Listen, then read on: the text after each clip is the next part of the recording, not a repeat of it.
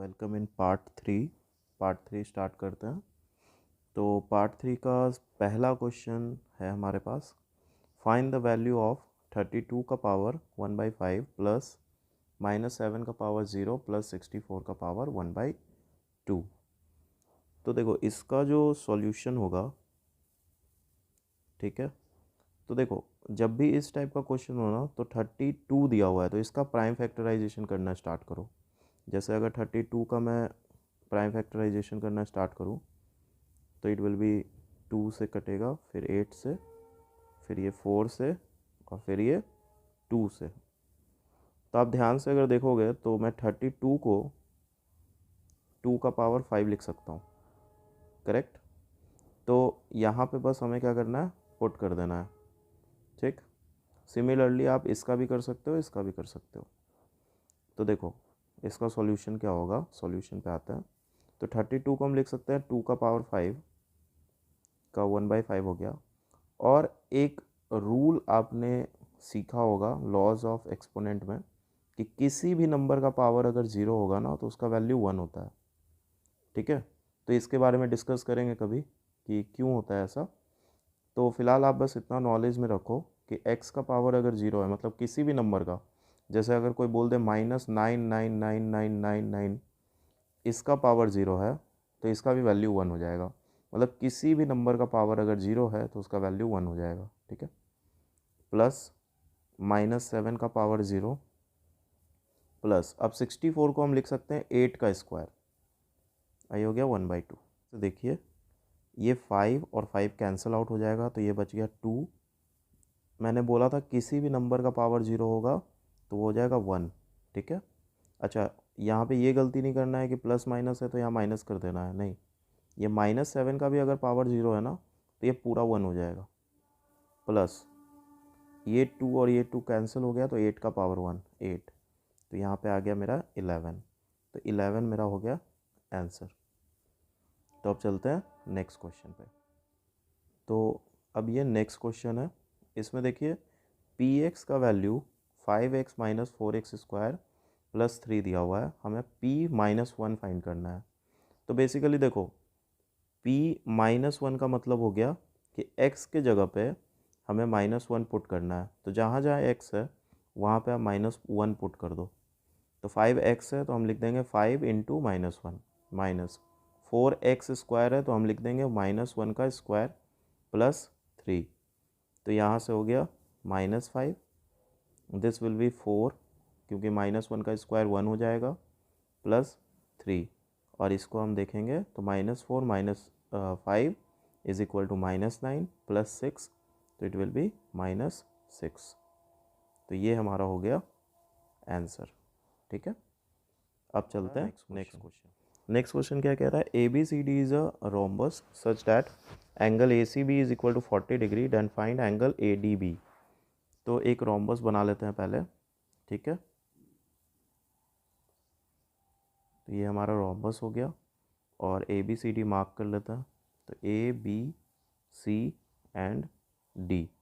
अब यहाँ से आप ध्यान से देखोगे तो ACB is equal to 40 degree. तो ACB अगर हमें करना है तो एक डायगोनल यहाँ पे हमें बनाना पड़ेगा, ठीक है। तब जाके मैं कह सकता हूँ कि ये मेरा 40 डिग्री है। Then find angle ADB। ADB, तो यहाँ से भी हमें एक डायगोनल बनाना पड़ेगा। तो हमें बेसिकली ये वाला एंगल फाइंड करना है, ये x फाइंड करना है, ठीक है। तो यहाँ से आप लिख भी सकते हो, let angle ADB is equal to x, ठीक है। तो अब देखते हैं इसको किस तरह से हम लोग सॉल्व कर सकते हैं। तो देखो ये बहुत ही इजी क्वेश्चन है। अगर आप ध्यान से देखोगे तो रोम्बस के जो साइड्स होते हैं वो पैरेलल और इक्वल होता है, ठीक है। इसका मतलब AD जो है वो पैरेलल है BC के। तो AD अगर पैरेलल है BC के तो ध्यान से देखो ये वाला एंगल, करेक्ट, और ये वाला एंगल दोनों इक्वल हो जाएगा। इसका मतलब ये 40 हो जाएगा। तो यहाँ से हम कह सकते हैं कि angle DAC is equal to 40 degree. और एक थ्योरम भी कहता है, रोम्बस का प्रॉपर्टी ये होता है कि डायगोनल जो होते हैं diagonal rhombus intersect at 90 degree. ठीक है, इसका मतलब ये वाला जो एंगल है वो 90 डिग्री होगा। अगर यहाँ पे हम ओ ले लेते हैं तो angle D O A is equal to 90 degree. ठीक है, तो अब देखो, अब यहाँ पे हम लिख सकते हैं in triangle A O D angle D A C plus angle D O A plus angle A D B is equal to 180 degree. Correct. क्यों होगा ये होता है हमारा एंगल सम, ये होता है हमारा angle sum property of triangle. ठीक है, तो यहाँ से हो गया एंगल डी ए सी हो गया 40 डिग्री, डी ओ ए हो गया 90 डिग्री, और ए डी बी तो हमें निकालना ही है। ठीक है, तो यहाँ से हमें एंगल ए डी बी जो है वो तुम्हारा मिल जाएगा 50 डिग्री। ठीक है, तो ये हमारा हो गया आंसर। तो अब चलते हैं नेक्स्ट क्वेश्चन पे।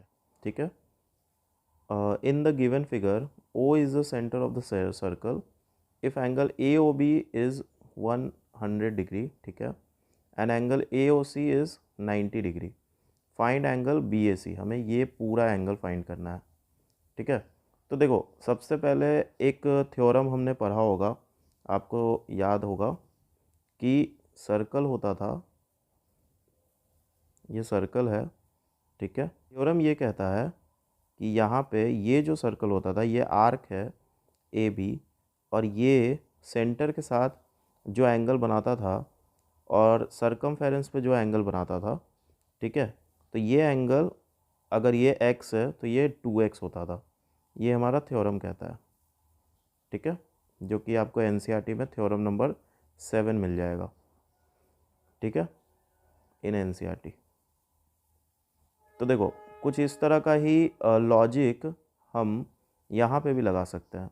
अगर हम ये एंगल निकाल लें तो देखो, टोटल एंगल तो 360 होगा, है ना।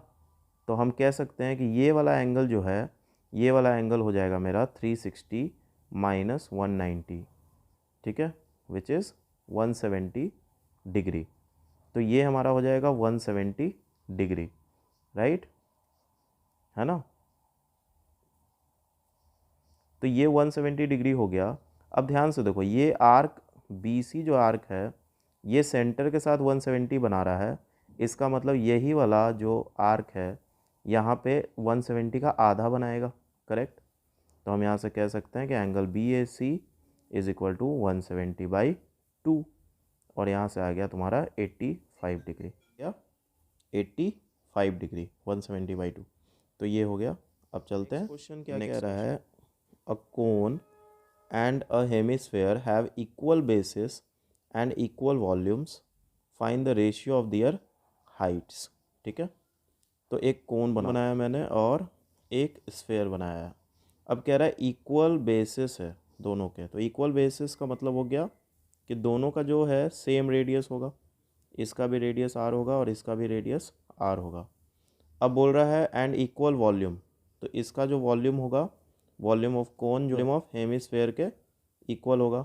ठीक है, तो बोल रहा है इनका हाइट का रेशियो निकालना है। तो देखो, हेमिस्फेयर का जो हाइट होता है ना वो रेडियस के इक्वल ही हो जाएगा, क्योंकि यही आर जो है वो हर जगह घूम रहा होता है। ठीक है, तो इसका जो रेडियस, इसका जो हाइट है वही रेडियस के ही इक्वल है। लेकिन कोन का हाइट तो डिफरेंट होता है, कोन का हाइट हम h मान लेंगे। ठीक है, तो यहाँ से देखो, volume of cone is equal to volume of hemisphere. तो वॉल्यूम ऑफ कोन होता है 1/3 पाई आर स्क्वायर एच, और वॉल्यूम ऑफ हेमिस्फेयर होता है 2/3 पाई आर क्यूब। करेक्ट। तो यहाँ से देखो 3 कैंसिल आउट हो गया, पाई कैंसिल आउट हो गया, आर स्क्वायर आर क्यूब को काट देगा, एक आर बचेगा। तो यहाँ से हमें मिल गया h is equal to 2r। ठीक है, और यहाँ से r को हम नीचे ले आएंगे तो r इज इक्वल टू 2/1। तो हम कहेंगे इनके हाइट्स का रेशियो हो गया 2:1। यही हमारा आंसर हो गया। ठीक